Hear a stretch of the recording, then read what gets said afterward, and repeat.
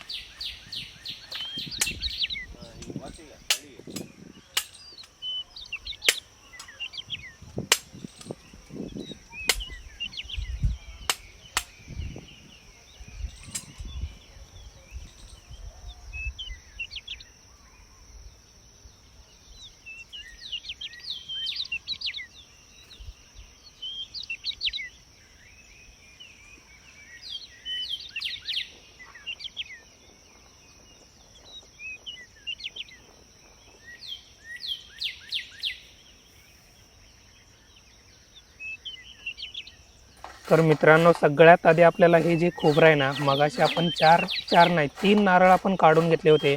तिन्ही नारळाचे आतमधला जो खोबरा आहे ना तो आपण चांगल्या प्रकारे काढून घेतलेले आहे आणि आता हा सगळा खोबरा किसणीने चांगल्या प्रकारे किसून घेणार आहे। आता मित्रांनो बरेच लोक काय करतात, ओला खोबरा किसणीने किसून घेण्यापेक्षा ना मिक्सरला लावून बारीक करून घेतात। मिक्सरला लावून घेतल्यामुळे ना ओल्या खोबऱ्याचा चुरा एकदम बारीक होतो आणि खाताना ते चांगला लागत नाही तोंडामध्ये।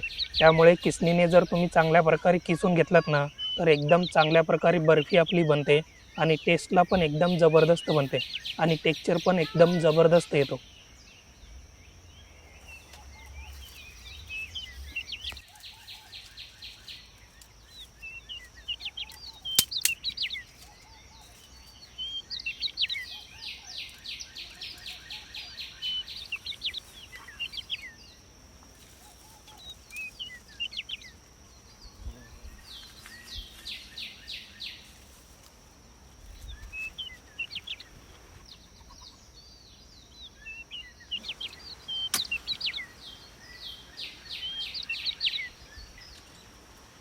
आता मित्रांनो मी इथं एक चूल पेटवून घेतोय आणि बर्फी आपल्याला जी बनवायची आहे ना ती एकदम देशी स्टाईलमध्ये बनवायची आहे आणि चुलीवरती बनवलेलं कोणताही पदार्थ एकदम टेस्टी लागतो। त्यामुळे आज चुलीवरती आपली बर्फी बनवायची आहे। चुलीवरती आता मी कढई ठेवून घेतलेली आहे। कढई एकदम चांगल्या प्रकारे कडकडीत असं गरम करून घ्यायचं। आता मित्रांनो कढई एकदम कडकडीत असं गरम झालं ना, आता यामध्ये 2 चमचे घरगुती तूप मी टाकून घेतोय। तुम्ही कोणतंही तूप वापरू शकता आणि तुपाला पण चांगलं गरम करून घ्यायचं आहे। एकदा का तूप चांगल्या प्रकारे गरम झालं ना, आता यामध्ये 4 वाटी ओल्या खोबऱ्याचा किस मी टाकून घेतोय, जो की मगाशी आपण किसणीने चांगल्या प्रकारे किसून घेतलेला आहे खोबरा। आता हा खोबरा यामध्ये टाकून चांगल्या प्रकारे तुपामध्ये आपल्याला परतून घ्यायचं आहे आणि या खोबऱ्याला 5 ते 6 मिनिटासाठी कमीत कमी आपल्याला चांगलं परतून घ्यायचं आहे। आणि परतून घेत असताना चुलीमधली जी आग आहे ना ती कंट्रोलमध्ये ठेवा, जास्त वाढू देऊ नका, कारण खोबरं जे आहे ना खालून करपण्याची शक्यता असते। आपल्याला खोबरं अजिबात करपू द्यायचं नाही आहे। आता मित्रांनो यामध्ये आपल्याला टाकून घ्यायचं आहे 1 वाटी दूध पावडर। आता हा जो दूध पावडर आहे ना एकदम चांगल्या प्रकारे खोबऱ्यामध्ये मिसळून घ्यायचं आहे आणि अजून एक 2 ते 3 मिनिटासाठीच आपल्याला फक्त हे चांगलं परतून घ्यायचं आहे, म्हणजे जेणेकरून खोबऱ्याबरोबर दूध पावडर जे आहे ना चांगलं मिसळून जाईल, चांगलं एकजीव होऊन जाईल। आता मित्रांनो यामध्ये आपल्याला टाकून घ्यायचं आहे 2 वाटी साखर आणि हे जे साखर आहे ना खोबऱ्याबरोबर चांगल्या प्रकारे मिसळून घ्यायचं आहे आणि त्यानंतर ना यामध्ये आपण थोडंसं पाणी टाकून घेऊया, म्हणजे अर्धी वाटी, म्हणजे जेणेकरून साखर जी आहे ना खोबऱ्यामध्ये चांगल्या प्रकारे मिसळून जाईल, एकजीव होऊन जाईल आणि त्याचबरोबर विरघळून जाईल. आणि मित्रांनो, मगाशी सांगितल्याप्रमाणे अर्धी वाटी पाणी मी यामध्ये टाकून घेतोय आणि आता हे सगळं चांगल्या प्रकारे मी मिसळून घेतो, म्हणजे जेणेकरून साखर जी चांगल्या प्रकारे विरघळून जाईल आतमध्ये. आणि आता तुम्ही बघू शकताय पाणी टाकल्याबरोबर ना साखर जी आहे चांगल्या प्रकारे विरघळायला चालू झालेली आहे. आणि मित्रांनो, याला चांगलं घट्ट होईपर्यंत म्हणजे 10 ते 15 मिनिटासाठी तरी चांगलं शिजवून घ्यायचं आहे, की जेणेकरून चांगलं घट्ट झालं पाहिजे आणि त्यामध्ये चांगला चिकटपणा आला पाहिजे. यामध्ये आपण पाणी टाकून घेतलेलं आहे, हे जे पाणी आहे ना चांगलं कमी झालं पाहिजे यामध्ये आणि त्यानंतर ना यामध्ये चांगला चिकटपणा आला पाहिजे. एकदा का याला चांगलं 10 ते 15 मिनिटासाठी शिजवून घेतलं ना, आता यामध्ये सगळ्यात शेवटी वेलची पावडर टाकून घ्यायची आणि चांगलं मिसळून घ्यायचं यामध्ये.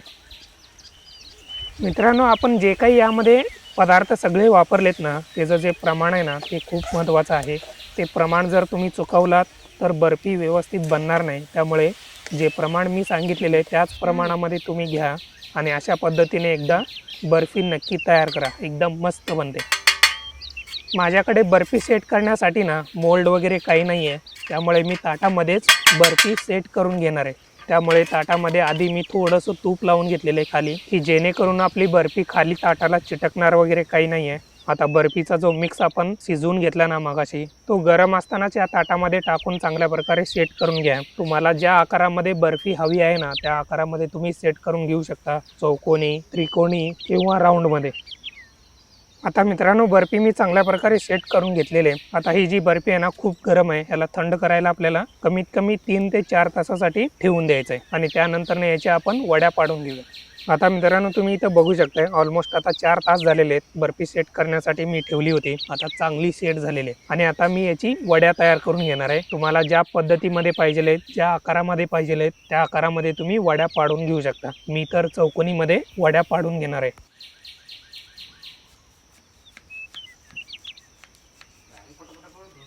मग काय मित्रांनो, कशा झाल्यात ओल्या नारळाच्या बर्फ्या? एकदम मस्त झालेत की नाही? टेस्टला एकदम अप्रतिम झालेले आहेत आणि बर्फ्या ज्या आहेत ना एकदम चांगल्या प्रकारे सेट झालेले आहेत. तुम्ही आता बघितलेलं असाल. तर अशा पद्धतीने तुम्ही पण तुमच्या घरी ना एकदा नक्की तयार करा ओल्या नारळाची बर्फी. मग काय मित्रांनो, रेसिपी कशी झाली? एकदम मस्त झाली की नाही? चवीला एकदम अप्रतिम झालेली आहे आणि बनवायला एकदम साधी सोपी. तुम्ही आता बघितलेला असाल. तुम्ही पण अशा पद्धतीने तुमच्या घरी एकदा बर्फी नक्की ट्राय करा. एकदम फ्रेश आणि ताज्या नारळापासून एकदम मस्त लागते, एकदम भन्नाट अशी बनते. तर मग जाता जाता रेसिपी आवडली असेल तर लाईक करा, कमेंट करा आणि चॅनलला सबस्क्राईब करायला विसरू नका. आता भेटूया पुढच्या व्हिडिओमध्ये अशाच एका नवीन आणि चमचमीत रेसिपी सोबत. तोपर्यंत तुम्हा सर्वांचे आभार.